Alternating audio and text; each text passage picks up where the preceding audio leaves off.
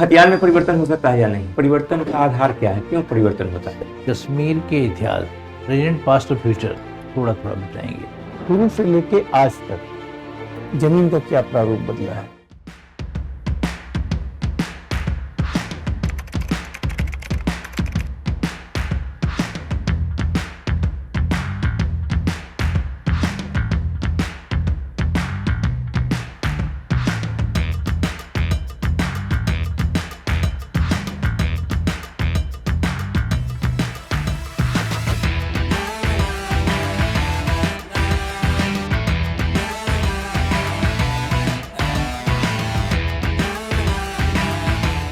आइए आइए।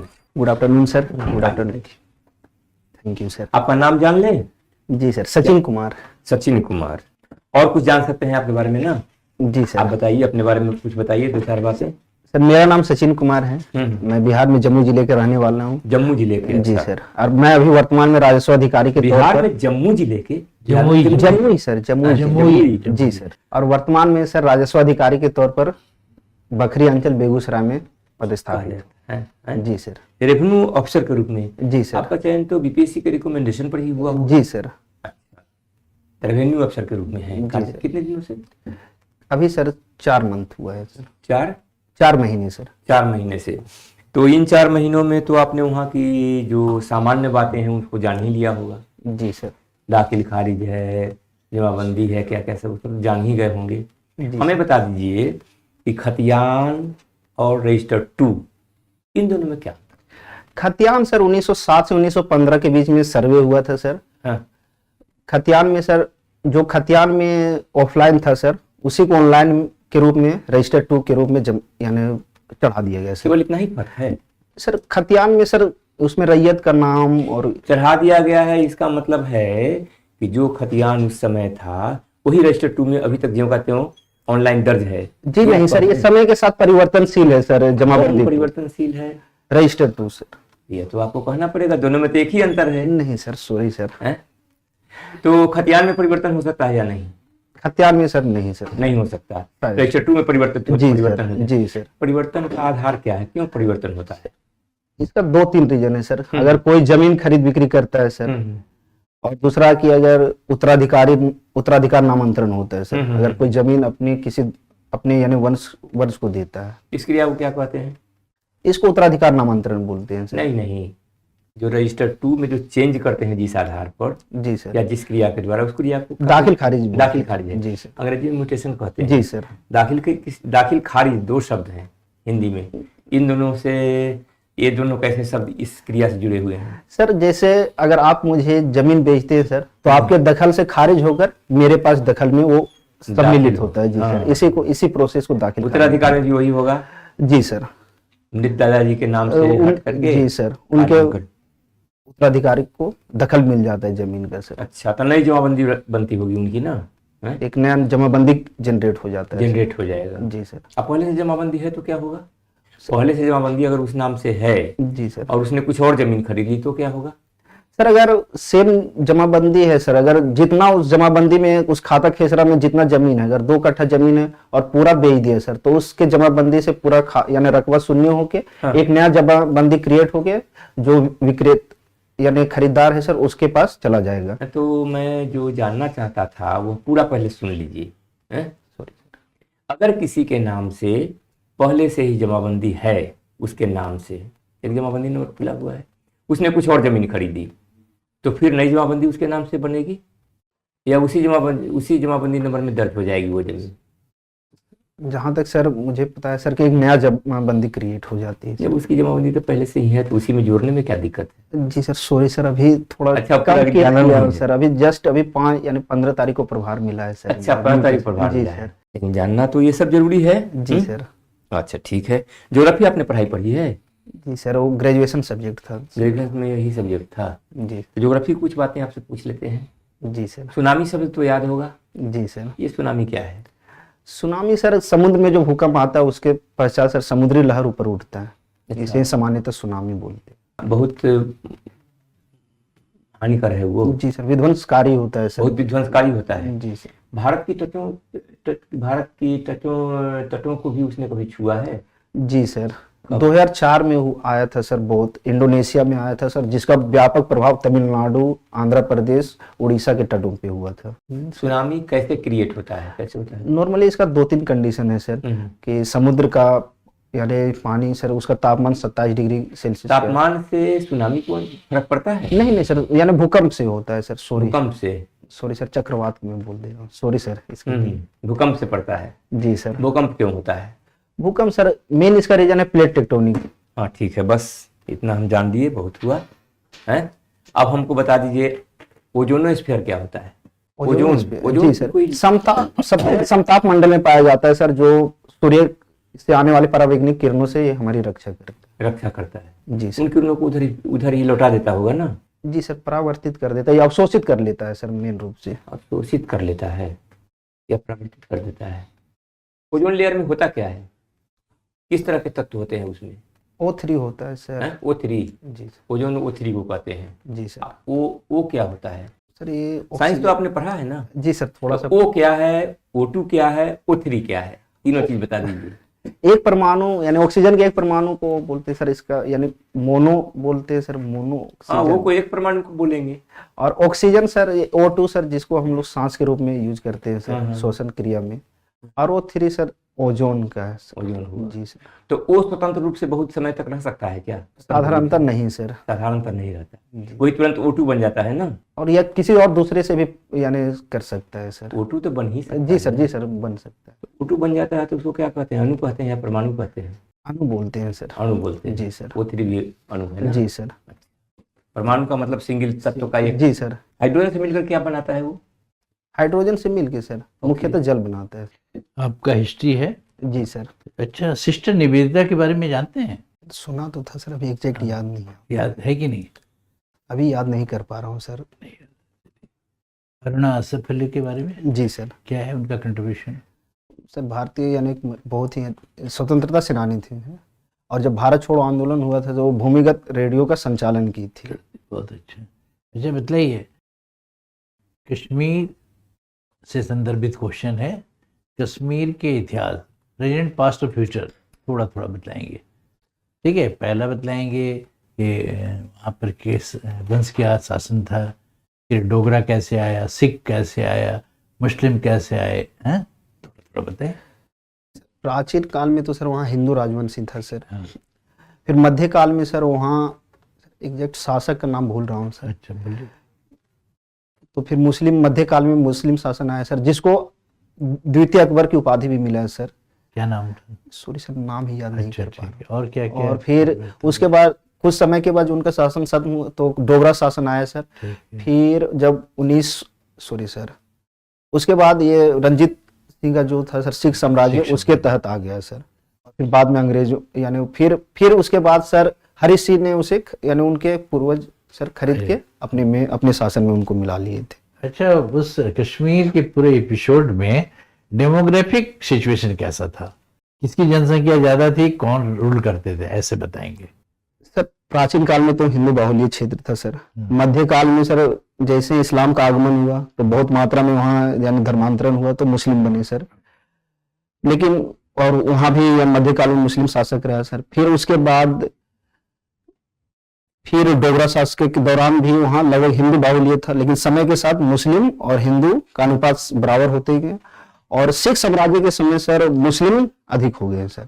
उसके बाद फिर जो शासक आए हरि सिंह के जो पूर्वज थे सर, राजा हरि सिंह, उस समय मुस्लिम बाहुल्य हो गया था।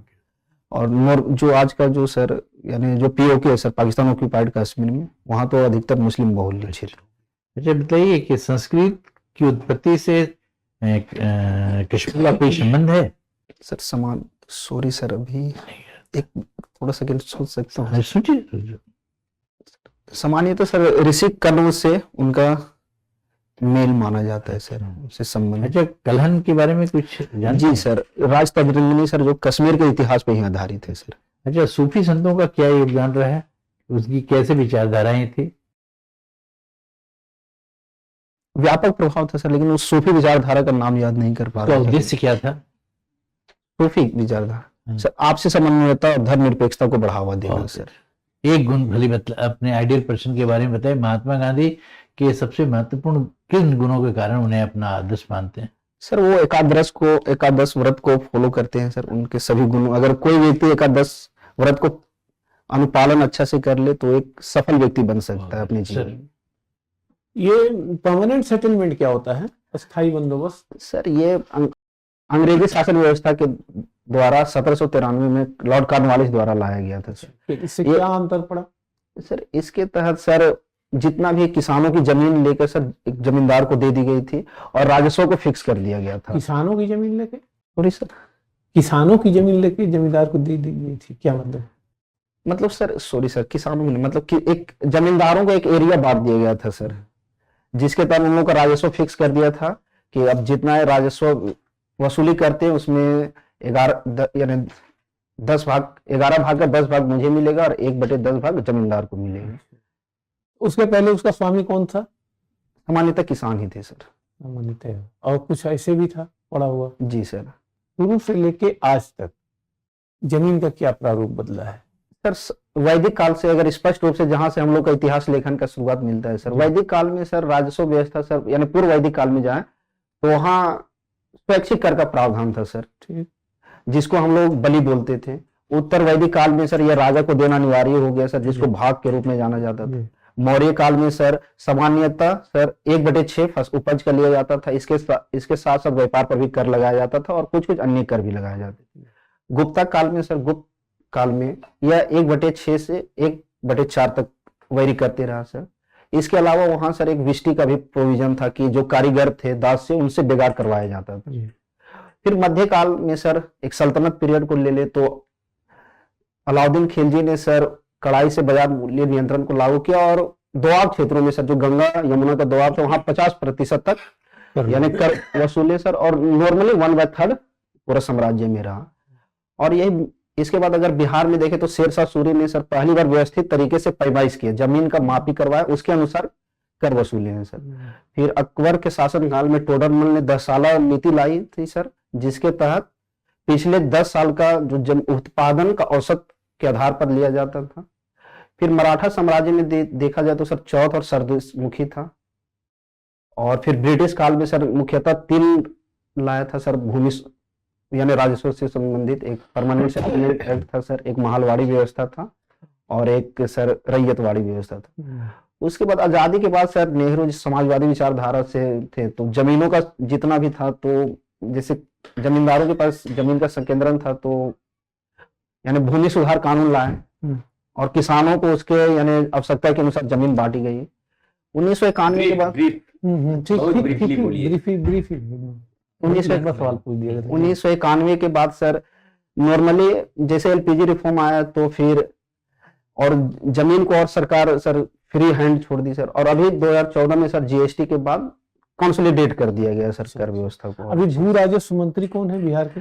विजय कुमार सिन्हा जी, माननीय विजय कुमार। क्या इन्होंने क्या चीज इस तरह का लाया है, क्या चीज मतलब ये उचित है अनुचित है, किस तरह का? आप तो विभाग में काम कर रहे हैं। जी सर, माननीय जो हमारे राजस्व भूमि सुधार मंत्री उनके द्वारा भूमि सुधार जन कल्याण संवाद यानी चलाया जा रहा है, जिसके तहत सर वो किसानों से यानी रैयतों से भूमि संबंधित विवाद को सुनते हैं और उसको यानी समस्या का समाधान करने का प्रयास करते हैं सर। इसमें बाधा क्या है?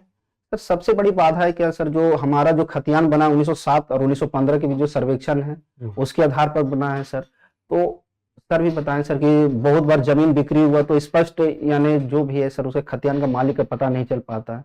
डेटा डिजिटलीकरण नहीं है सर, बहुत सारे डेटा का प्रॉपर रिकॉर्ड नहीं है सर। ये सब के कारण बहुत ज्यादा, और सर भू माफियाओं का भी बहुत अधिक प्रभाव है बिहार। इसका समाधान क्या बताएंगे? समाधान सर अभी इसके लिए बिहार सरकार बहुत सारा प्रयास कर रही है। पहला तो सर डिजिटल यानी एक नया बिहार लैंड सर्वे करवा रही है सर, जिसका जो मार्च 2027 तक पूरा करने का लक्ष्य रखा है बिहार सरकार। और दूसरा सर कि हर एक सेवाओं को जितना भी भूमि से रिलेटेड सेवाएं हैं सर सभी को डिजिटल कर दिया गया है। ऑनलाइन म्यूटेशन है, जमाबंदी में सुधार है सर। और तीसरा कि एक जनता दरबार भी लगता है कि आपसी सहमति द्वारा शनिवार को सर कि अंचल अधिकारी और जो थाना प्रभारी है मिल के जमीन का समस्या को अपने स्तर से अंचल स्तर से ही उसको सुधार सके सर। मतलब भूमि का वास्तविक स्वामी कौन है, किस खाता खेसरा का, ये अभी अपडेट नहीं है, इसको अपडेट करना जरूरी है। जी सर। बिना उसके जो है लॉ एंड ऑर्डर का भी प्रॉब्लम रहेगा और शांति व्यवस्था सब जी। कुछ सारा। ठीक, थैंक यू।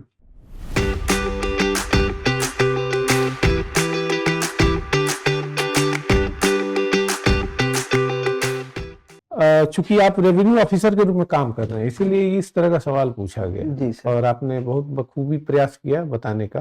की जानकारी अच्छी है, बस थोड़ा सा वॉइस में थोड़ा सा और थोड़ा फास्ट नहीं होना है, क्योंकि आपकी जो जानकारी है दैट विल पे यू। आपने जो सुधार की परामर्श हम लोगों के हैं, एक तो यह कि आप चूंकि रेवेन्यू अफसर के रूप में अभी कार्यरत हैं, चाहे जितने भी दिन से कार्यरत हो, लेकिन द मोमेंट आप कहेंगे कि मैं कार्यरत हूँ इस रूप में, तो उससे संबंधित जानकारियाँ जी सर, कंप्लीट कर लूंगा सर। कंप्लीट कर लीजिएगा। जो अंचल स्तर पर और डिस्ट्रिक्ट स्तर तक जो रेवेन्यू से संबंधित जितने भी टर्म्स है, जितनी क्रियाएं होती है, सामान्य टर्म्स, जी सर। बहुत गहराई में जाने की जरूरत नहीं है, उन टर्म्स को आप जान लीजिएगा अच्छे से। जिन प्रश्नों के जवाब आप देते हैं उन प्रश्नों के जवाब आपके बहुत विस्तृत होते हैं, वहाँ समय का अभाव होता है। जी सर। तो जो भी कहना है उसको कम में कैसे कहें, ये आपको सोचना है। जी जब प्रश्न पूछा जाए 2 सेकंड का पॉज लीजिए और सोचिए कि कम से कम वर्ड्स में उस प्रश्न का सही उत्तर हम कैसे दे लें। जी ठीक है। आवाज की भी स्पीड कम करने की आवाज की स्पीड भी कम करने की जरूरत है, आवाज की ऊंचाई भी कम करने की जरूरत है। ठीक है। अदरवाइज आपका बहुत अच्छा है, आप ऑलरेडी हैं ही, एक बहुत बड़ा जंप हो जाएगा, जी सर। 7th लेवल से 9th लेवल में पहुंच जाएंगे। जी सर। ठीक है। धन्यवाद सर। हम लोगों की आपके साथ शुभकामना है। ठीक है, थैंक यू। सर वो थोड़ा इसको शॉर्ट में कैसे बोला जाएगा सर, जो आप बताएं, वो क्वेश्चन बहुत हमने तो लग रहा है आप ठीक बताए, क्योंकि उतना लंबा सवाल ही वो पूछा गया था, हमने तो आपसे पूरा डिटेल ही पूछा था। पॉइंट्स बोल दीजिए और आप पूरा लाइन तो सही था। I am satisfied with your answer. ठीक ठीक है। क्योंकि सवाल मेरा था, मैं समझ रहा हूँ जी सर, क्योंकि कितना लंबा सवाल पूछा जी गया। सर। जी। ठीक है, सवाल भी जवाब भी लंबा हो सकता था ना। जी। ठीक है, थैंक यू।